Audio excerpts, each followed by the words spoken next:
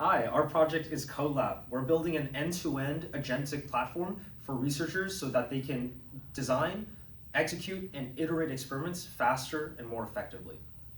Currently, in laboratory sciences, researchers can spend upwards of 40 or 50% of their time doing rote tasks like pipetting, working with cell cultures or petri dishes or titration.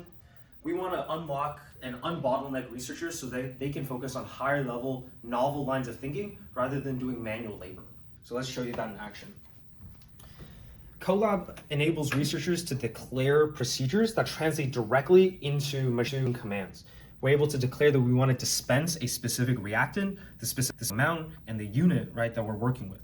Steps can be moved around until the researcher is, happy with what they have. Once they've got that, they can confirm their experiment design. And now we can move on to execution.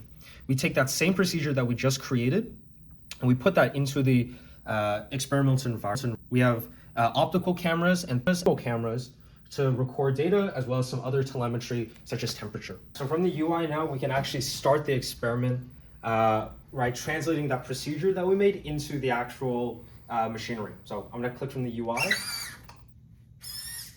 And so what we're doing right now is we're dispensing our reactants. This is hydrogen peroxide first, and then we're going to dispense a foaming agent. This is dish soap, which helps to trap gases that will be released during the reaction, right? And so you can actually see we have a magnetic stir that makes sure that the peroxide and the soap get mixed together properly. And now here's our catalyst, right? As we add the yeast, we can see the elephant toothpaste start to get created by the reaction between the peroxide and the yeast. Now our arm is able to pick up the reaction, right? Take it off and replace it with another flask so that we're ready to go for another experiment. Cool.